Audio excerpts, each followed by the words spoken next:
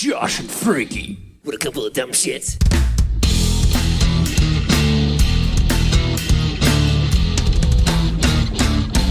Hello, primates! You found Primus Tracks. Congratulations! I am Josh.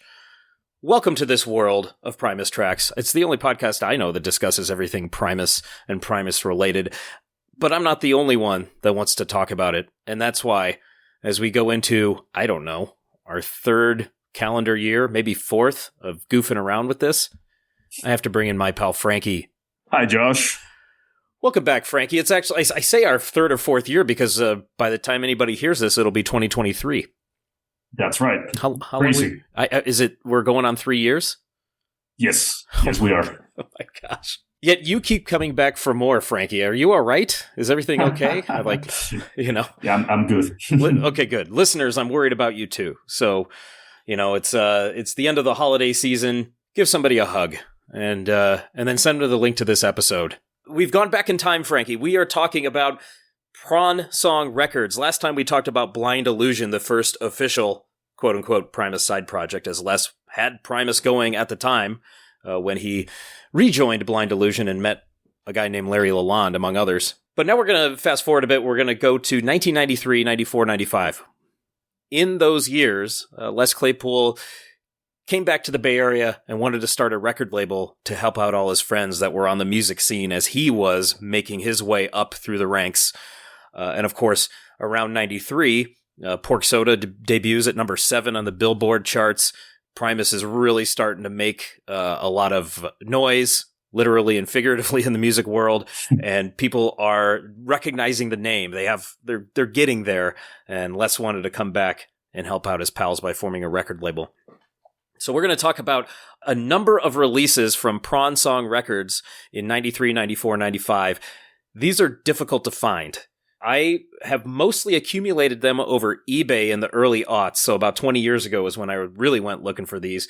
You can find them on resale sites, such as Discogs, for relatively inexpensive prices. So if you are a Prawn Song completist or anything that has that name on it, of course, Prawn Song was founded in 1989 officially, created for the purposes of self-publishing the release Suck on This.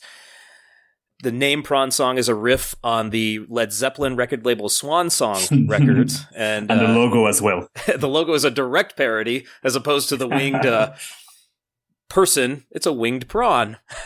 And it's very well done. Brilliant. Yeah, I love that idea. I didn't realize that for many years as a Primus fan, Frankie. Somebody had to point it out to me, maybe late 90s or in the 2000s, and I've never been a Zeppelin fan, so it didn't really make sense to me until somebody pointed it out. And I thought, oh, that's brilliant. So I wasn't in on the joke. Maybe you were right away. It also took me a while to figure out. I just thought it was sea-related like everything else with Primus. It is very fisherman bodies of water related, is it not? So I guess it tracks in a couple of different ways. And most of you are probably familiar with the Suck on This story by now. If you own any of the first 3 editions of Suck on This on vinyl, there's a Prawn Song logo on the record itself, on the stamp. The first 1,000 have the big prawn logo that takes up almost the entire stamp. The next That's 2 editions, the small That's prawn. The first one. That's the one that Les used to take around record stores in his car. Right. So if you have a Prawn Song Suck on This, check the prawn on the record stamp. If it's small, you still have a wonderful edition of Suck on This. It's an original, but it's one of the second or third runs, whereas the big prawn is the first 1,000. And who knows, Frankie? I mean, both you and I own a big prawn. It could be one that David Lefkowitz was skateboarding down the street, that he told us about. Yeah, or it could have been in Les Claypool's trunk. It could have been in the trunk of, that's right, the trunk of their car or van or whatever it was at the time as they went record store to record store. I don't think I've posted any photos or video of my edition. I should do that for our social media followers. Speaking of social media, we're at Primus Tracks on Instagram and Twitter. Email address is primustrackspod@gmail.com. And if you want to see video of this episode and others and get bonus content, patreon.com/Primus Tracks. Thank you, patrons. Suck on This. There's 3,000 of those out there. The catalog number is Red 22.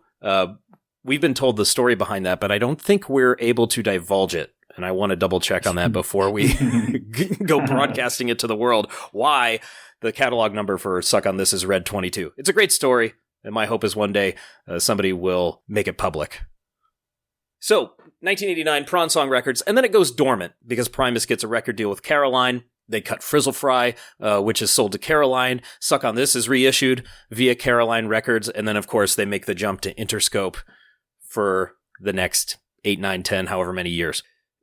What we're going to do today is take a survey of a whole bunch of Prawn Song Records releases. Les is involved to varying degrees throughout these. We're going to take a look at those because these are the ones that are Prawn Song with a distribution deal with Mammoth Records. Prawn Song actually has quite a complicated history, Frankie. There was this distribution deal with Mammoth Records. I'll go into more detail on that in a bit. But also, some Prawn Song releases, Les and Lefkowitz, I assume, were able to work out a deal with Interscope Records. Some of these Prawn Song releases were exclusive to Interscope, so it was almost like a subsidiary label, or depending on the release. But these, I think, deserve their moments in the sun as well. So I'm going to read from Primus Over the Electric Grapevine. David Lefkowitz has a great quote about Les wanting to start this record label. So I'm reading from Over the Electric Grapevine by Greg Prato. We've referenced this book quite a bit. The Bible. I don't know. Yeah, it's the Bible. I don't know if yours is. Mine actually isn't that dog-eared, Frankie. I imagine yours has coffee stains and all kinds of bookmarks and folded pages and whatnot, right? Yeah. So I'm actually surprised mine's held up this much as I've been flipping through it throughout the years trying to find these little nuggets for the podcast. Lefkowitz says, Les decided he wanted to bring Prawn Song Records back as a means to give his friends in the Bay Area the same opportunities that we had. He wanted to give this platform for other artists, which is a horrible business model. I love that. Because the idea is, and I'm continuing quoting Lefkowitz, because the idea is that you're going to spend time and money to build up an act's career and then let them make even more money for somebody else. It's the way all labels work. You sign a band for multiple records so that when you spend the money on the first record, well, maybe it doesn't pay off until album 2, 3, or 4. But this is what Les wanted to do. So that's directly from Lefkowitz. So a bunch of his friends are at least going to get their feet wet, get that first album out there so they can go make money maybe for another label. Pretty noble pursuit. And we know Les is loyal to his friends over the years. And as we go through these records, Frankie, you're going to recognize lots of names.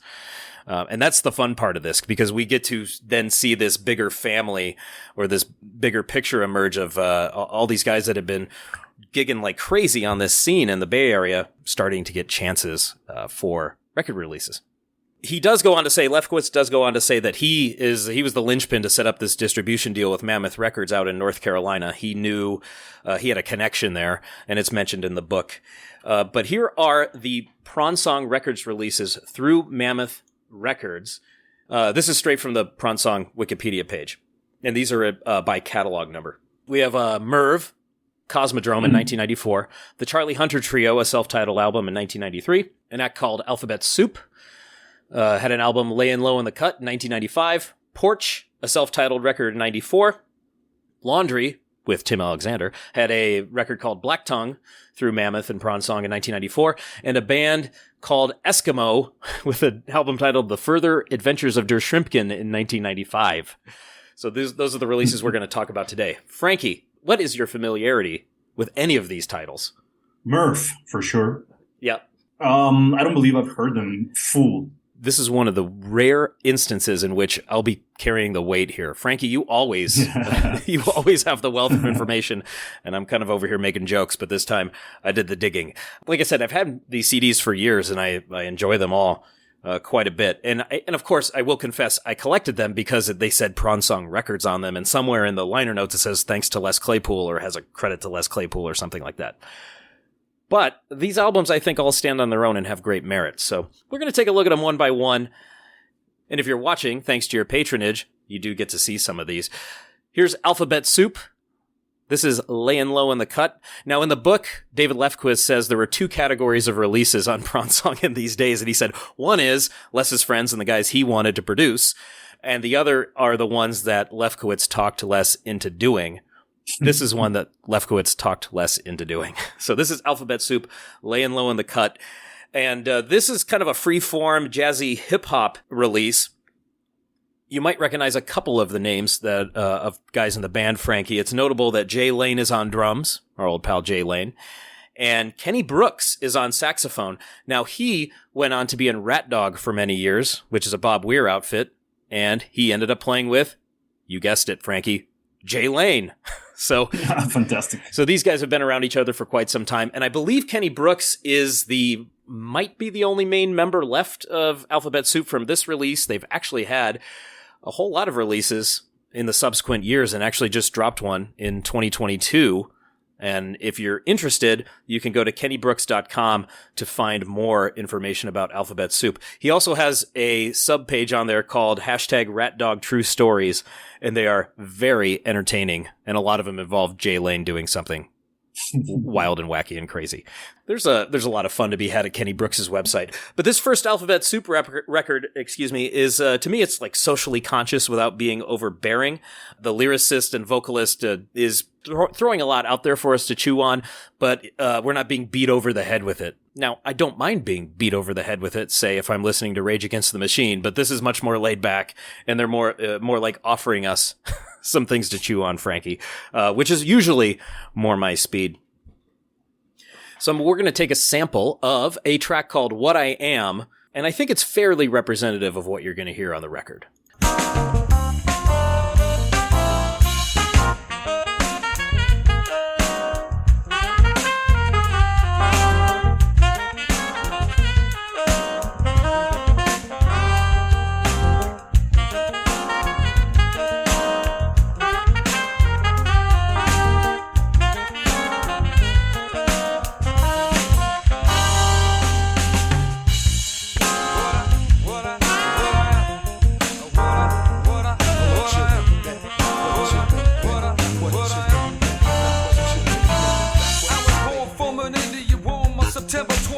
In 69, the son of an African on the front lines. Moms loved me, but couldn't raise me.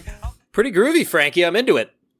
If we focus only on the music and we omit the lyrics, it reminds me a lot of the Madhouse records, which Prince put out kind of in secret during his career. They were completely instrumental jazz albums. So with the music, though, you're hearing something. Is it the groove? The groove, the cadence, the style. It reminded me of those albums immediately. Oh, very good. Now, these guys had all come from the Bay Area scene, and we know that Jay was big in the world beat scene, and I'm not entirely sure of Kenny's history, but knowing that all these guys came from the Bay Area, and this recording is, I think the band is 7 deep here, so there's a lot of guys on this record, but I was looking up some of the names of the guys, and many of them are still gigging in the Bay Area, so these guys had a pretty nice groove way back in 95, so I assume these guys are pretty accomplished musicians. This one, though, it was released in 95 via Prawn Song, distributed by Mammoth, and Les actually isn't credited at all on this. So other than he's thanked, of course, because Lefkowitz talked him into putting this out on Prawn Song. But Jay Lane appears on it. Kenny Brooks is a recognizable name, and it's nice and groovy. So if you can find this one, it's available on CD. And actually, I don't know if it was Discogs or another website, Frankie. There's a vinyl release of this one, and it wasn't that expensive, so I might have to go back and track it down. Frankie, I don't know if you're going to track these down afterwards, because they do say Prawn Song Records and Les Claypool's name somewhere in the liner notes. I don't want to empty your wallet for you. However, you've done that enough for me over these last few years, talking me into buying stuff. So perhaps I can return the favor. So there's Alphabet Soup. Our next release, Eskimo, The Further Adventures of Der Shrimpkin, which is probably one of the cooler names you're ever going to hear for an album title. I'm going to play 2 excerpts, Frankie. You tell me why you think Les was into this band. This track is called Kill the Great Raven.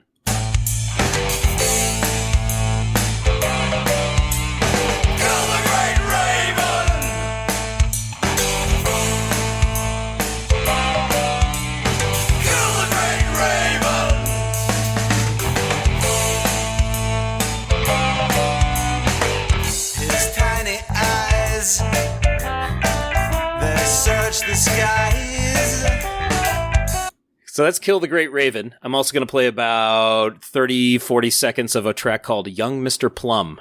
Okay? And you tell me what you hear, Frankie. Well, there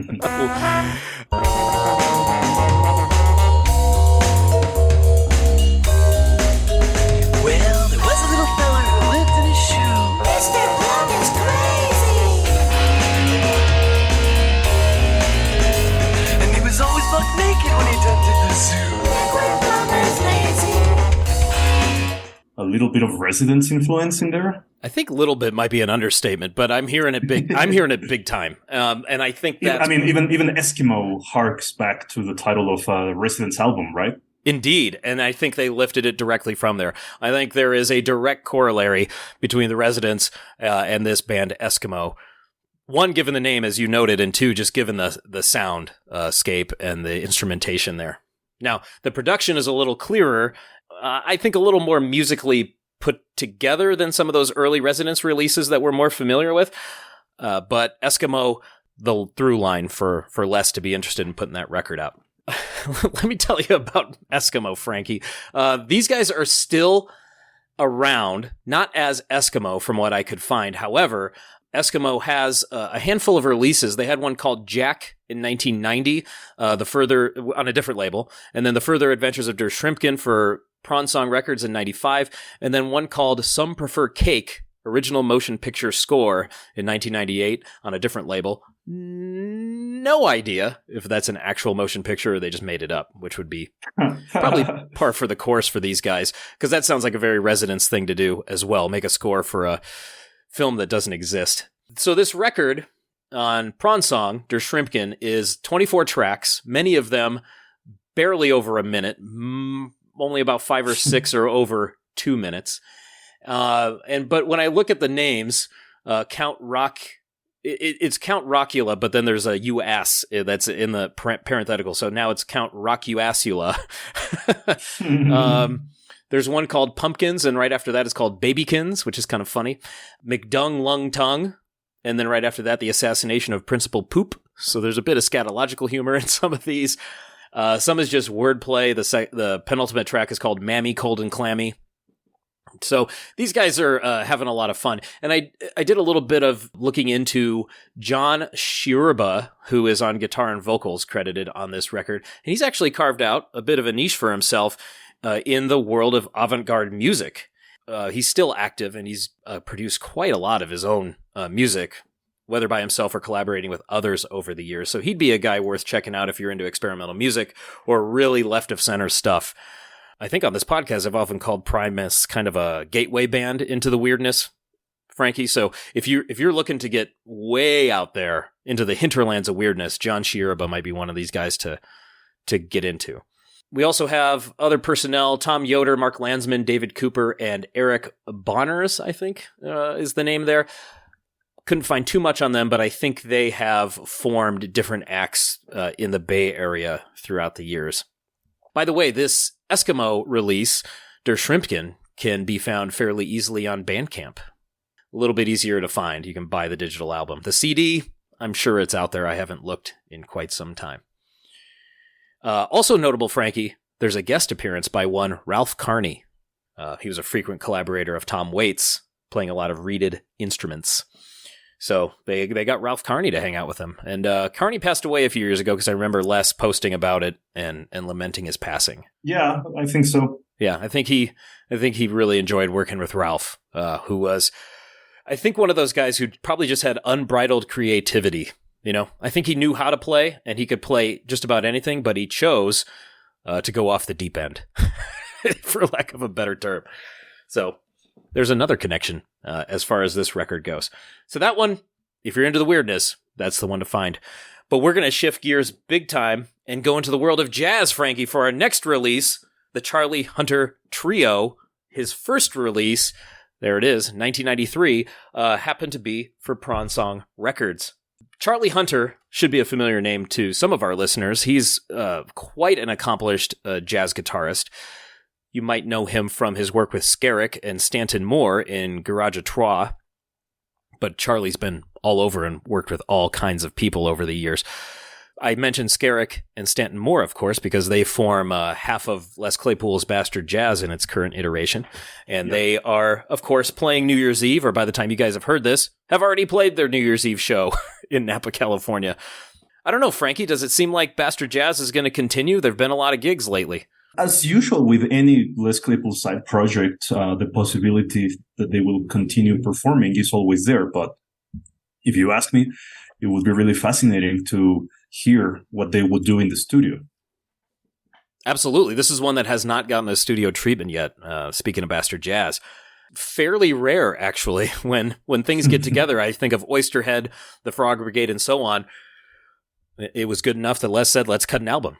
And, I would assume that Bastard Jazz meets the qualifications for some kind of studio release. Given that it's 100% improvised, maybe not. Although that's how Bernie Brains started, so I'm giving the international sign for who knows. It could happen. I have to go from weird music in Eskimo to Charlie Hunter Trio, which is fairly straight ahead jazz. But what I like about it is it's got a nice, once again, a reviewer even noted that it's got a really nice backbeat. So this trio is Charlie Hunter, Jay Lane, and Dave Ellis on saxophone. So Jay Lane on another Prawn Song Records release. In fact, there's an anecdote in the book that Lefkowitz gives that they did some kind of Prawn Song promotional party around these records and their releases. And Jay Lane had to play in 3 of the 4 bands that performed that night. And so I would assume that would be Alphabet Soup, Charlie Hunter Trio, and Sausage. Poor guy.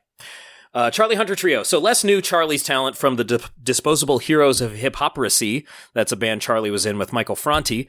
And as you might remember, Frankie, they toured with Primus on that U2 stadium tour back in 92.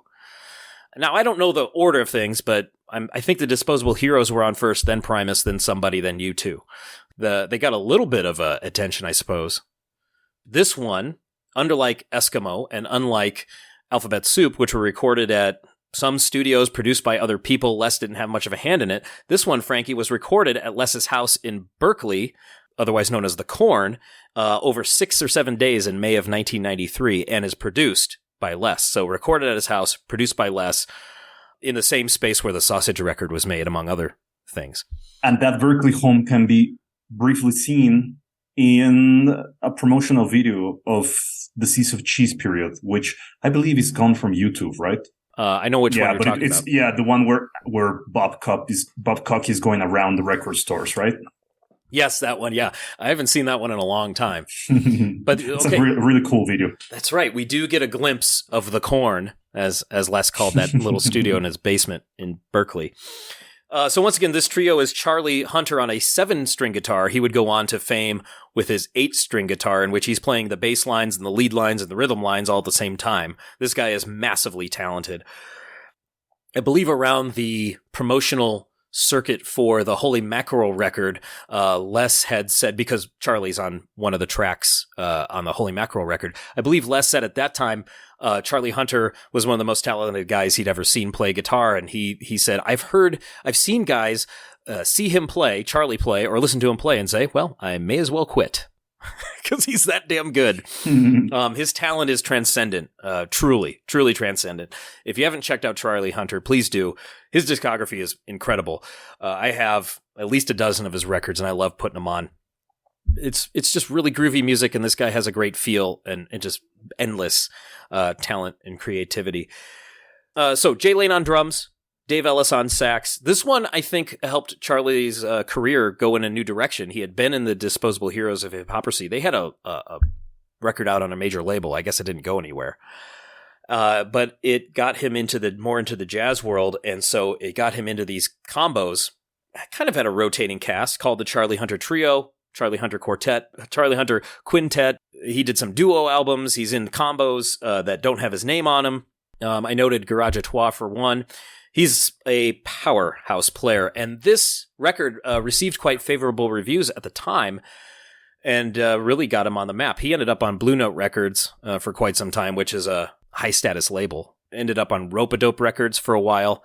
Our pals La Special are on Rope-A-Dope, along with Skerritt, among others. So there's high company indeed. If you do follow Charlie on social media, lately he has been studying Blind Blake, who was a guitar player from the 1920s. who played six-string acoustic guitar.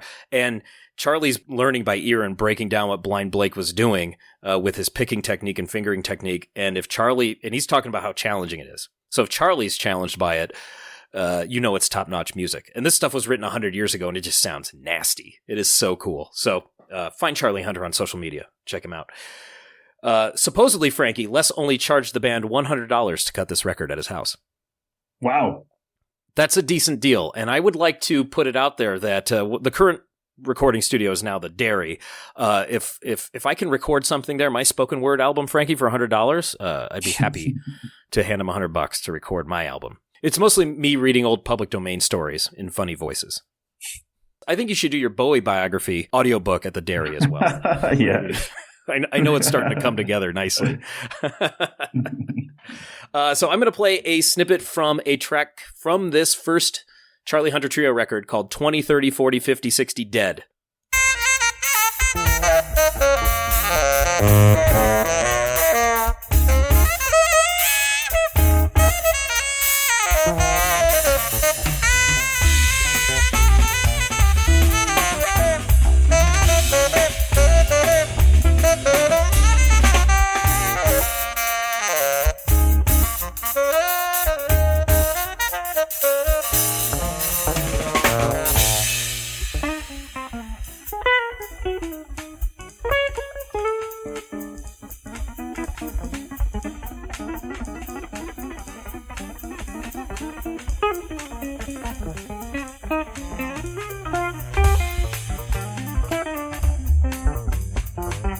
Remember, that's one guy playing both guitar parts.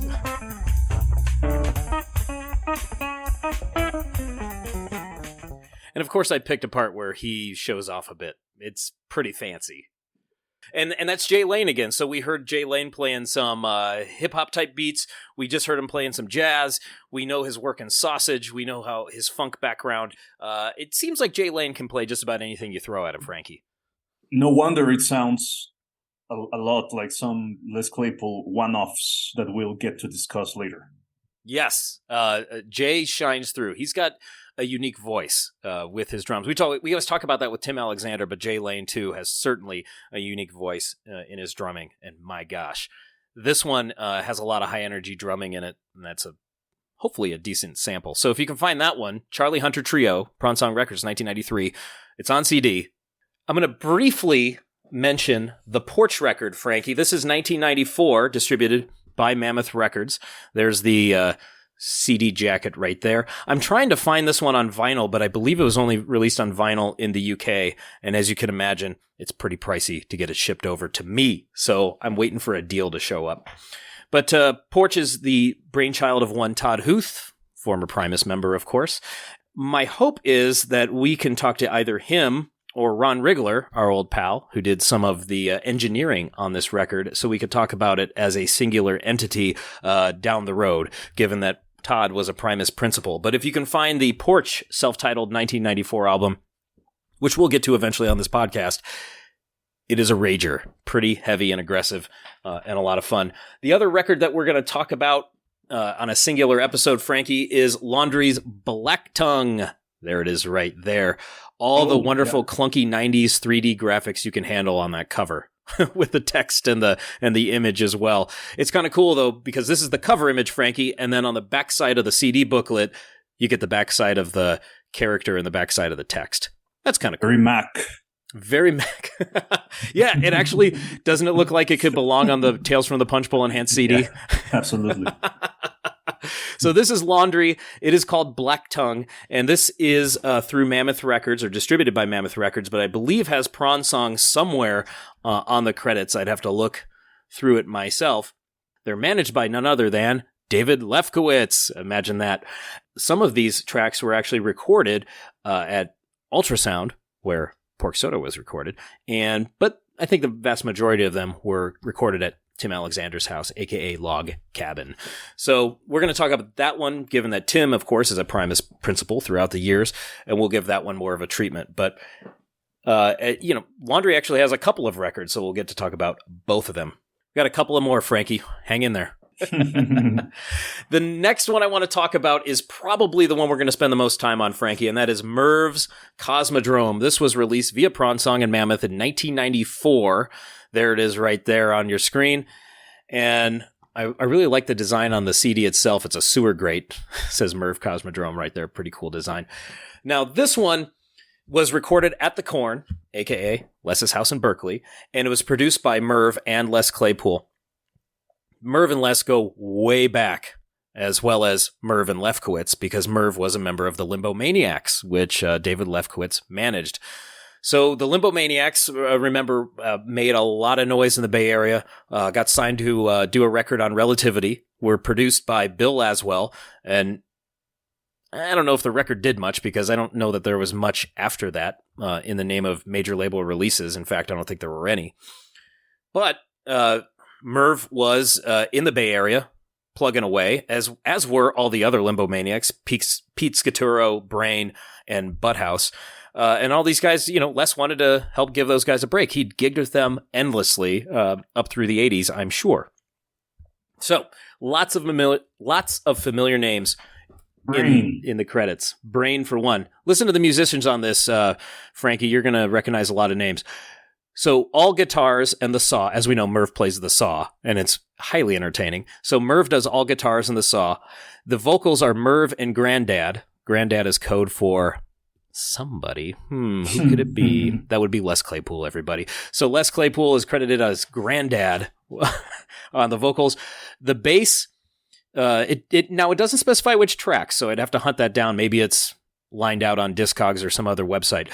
But the bass is credited to, throughout the record, House, a.k.a. Butthouse, Limbo Maniacs, Granddad, Les Claypool, and Merv.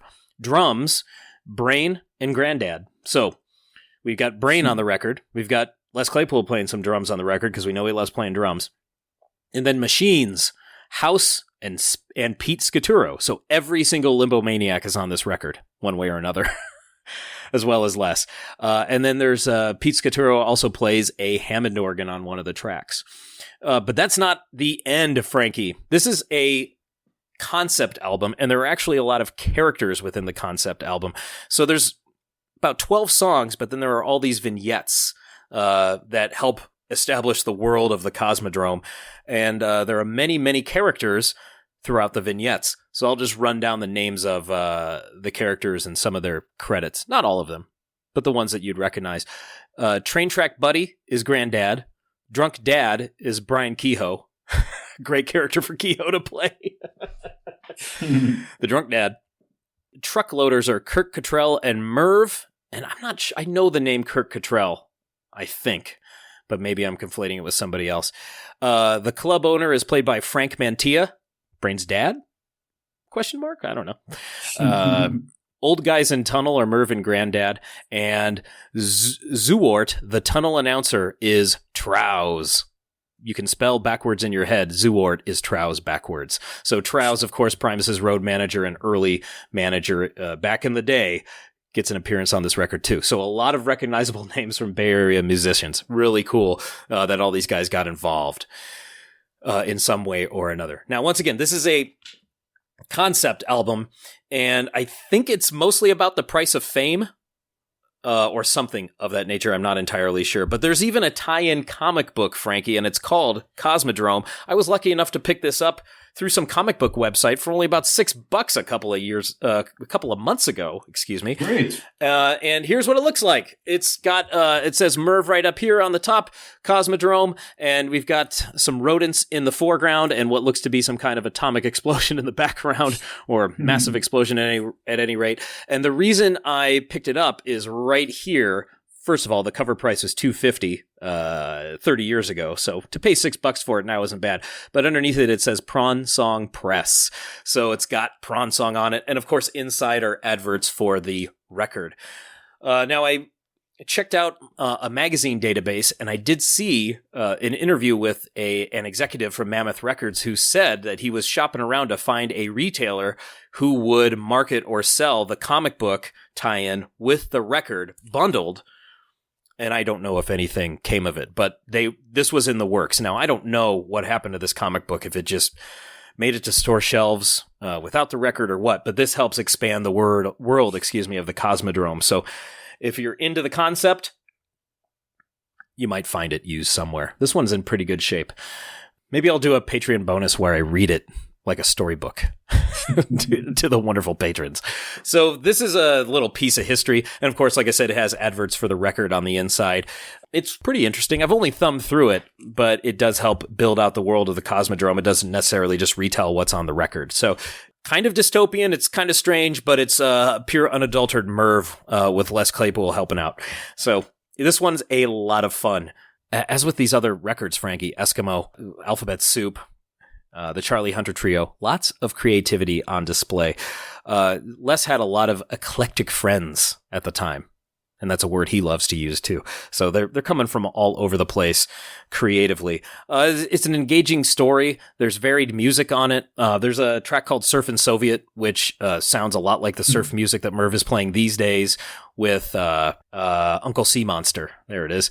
And so a lot of different styles going on. Yes. Merv is something else. And whenever Merv plays with Les, some of his songs get teased during the jams. So Les is pretty familiar with his work. I think the one that comes to mind is 50 Cal, right? Is that the one that 50 Cal with Precipitation, yeah, but there are tons of others. As there should be. Let's take a listen to a portion of a track called Hocus Pocus Ding Dong, because you're going to hear, first of all, great name, but I also want you to listen to the bass and the drumming as well as the vocals, because I think Les is responsible for all three. All I know, that my soul is my soul possession that she possessed. All that's left, a cut and dry, crushed up man. Hocus pocus, ding dong.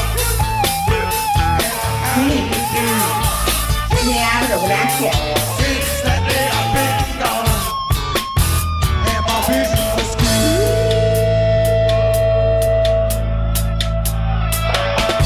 I've noticed tonight.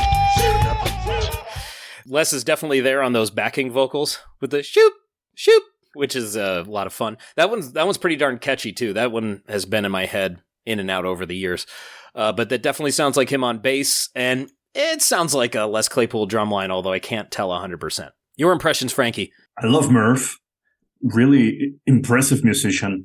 I haven't heard to all of his records, but whenever he plays with Les, it's just mind-blowing. I mean, he's the kind of musician that not only sounds great, but it's highly entertaining to see him perform, especially when he sings. That's right. Yeah, he's a great showman. He's got that going for him in spades, and he's really puts it out there when he's performing live. But you can hear it, I think, developing here on this first record, that he's finding really who he is as an artist. His vocal delivery is pretty darn confident. He's playing the saw. You can hear that one on this track too, which is why I chose it. And he's making wonderful noises with that saw. But you can really hear Les's, you use the term idiosyncratic, so I know that's Les on bass in this instance, for sure. And Merv has been in and out of a ton of Les Claypool projects. For instance, the first configuration of Duo the Twank was actually Les and Merv. That's right. And he made it into an iteration, I think, of the Fancy Band? Frog Brigade? I don't remember. He also made it into Fancy. He also made it into Frog Brigade. Yeah, he's been all over. He's like the on-call guitarist. If somebody gets sick, get Merv in there. or sure. I need a guitar. This one's tougher to find, but if you can get it on CD, go for it, because it's pretty rewarding. And, Les is all over it.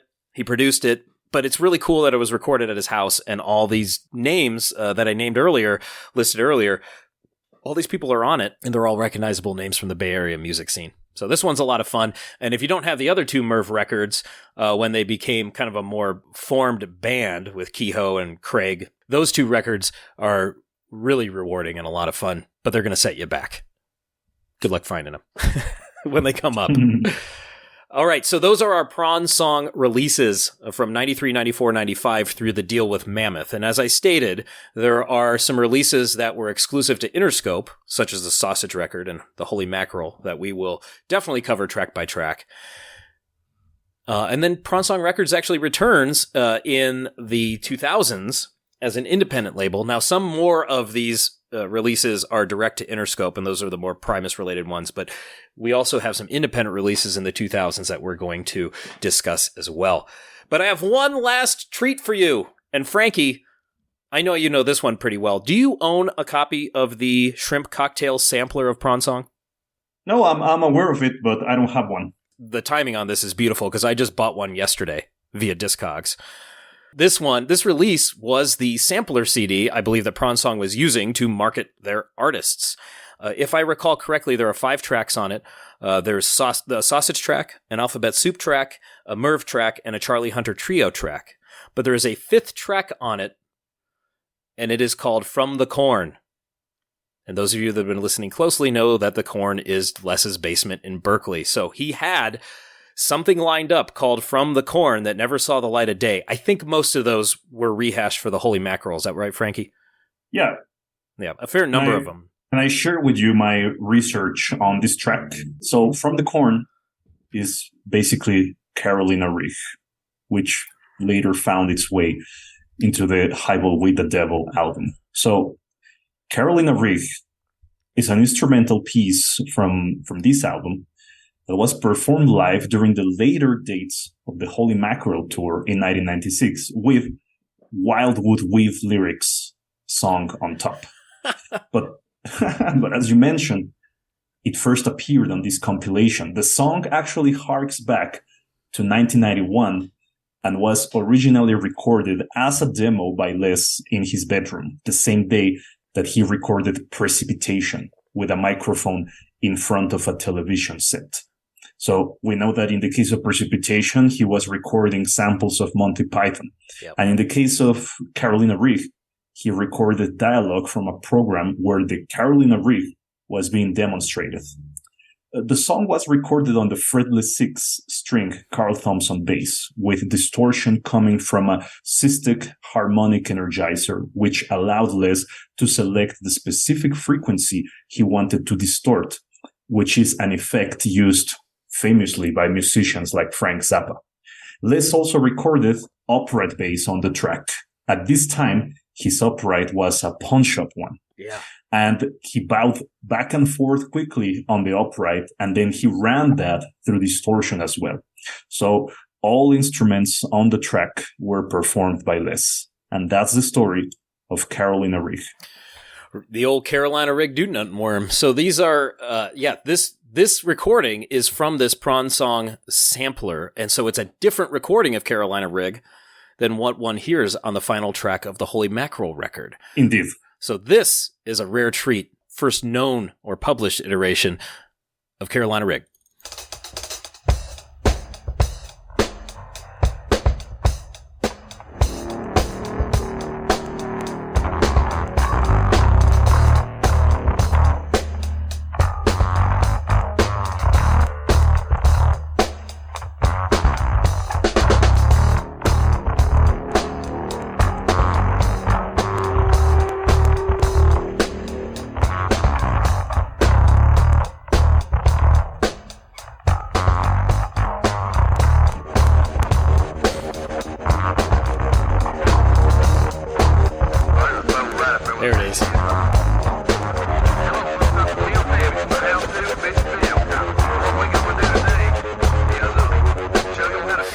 And it sounds almost verbatim to what you hear on the Holy Mackerel record, but the soundscape is completely different. Yeah. Those drums are very muted, and it's got a completely different feel to it here. And it makes me so eager to know what the Precipitation demo sounds like. Absolutely. And once again, when you get your grappling hook and your lock cutters, you might be able to find it. So this is the only track from this sampler that didn't make it to a Prawn Song release. So this From the Corn thing was shelved. And as I said, I think a whole bunch of them were resurrected for the Holy Mackerel. So Les might have emptied that box when he created the Holy Mackerel release a couple years after this run of Prawn Song Records. So a From the Corn album full of these tracks would be absolutely mind-blowing. Yeah, and we have this one track from it. And it was to me totally worth getting that sampler CD so I could have the physical media for it. This was just an MP3 rip from somebody. it's really nice to have the CD in hand, and I'll put some photos of it on our socials when it arrives. So Prawn Song Records, with your distribution deal to Mammoth Records, your era has been tracked. Next time, Frankie, it's finally time to discuss Porch. It's time for some. Oh, I'm kidding. No, I think it's time to finally open up the sausage. fantastic, incredible album. And that too is Can't wait to talk about it. Oh my god! And that too is a Prawn Song release, but of course under a direct license to Interscope. Todd Huth, Jay Lane, Les Claypool, the kind of the up and coming era of Primus, resurrected in the form of Sausage. We're going to take that one track by track. Soya wants to talk about it. A lot of our favorite guests want to talk about it. We're going to get nice and greasy. At Primus Tracks on Twitter and Instagram, primustrackspod@gmail.com. Did we miss something about Prawn Song Records? Do you have a request for something you want us to talk about? Give us an email. Patreon.com/Primus Tracks. To see video episodes, to do monthly hangouts, to be on a bonus pod with us, to see all my weird memorabilia and Frankie's rockdom, whatever, you know? Check it out. Later days. Willie Mays. Yeah, you got the Santa Claus on the back. We got the same color, but I got the one that's smaller than that. I've caught, what, 2 small fish. You already caught fish and I have. They haven't touched mine yet. They might be wanting a smaller worm, but we have been catching the bigger fish on the bigger worm. We sure have.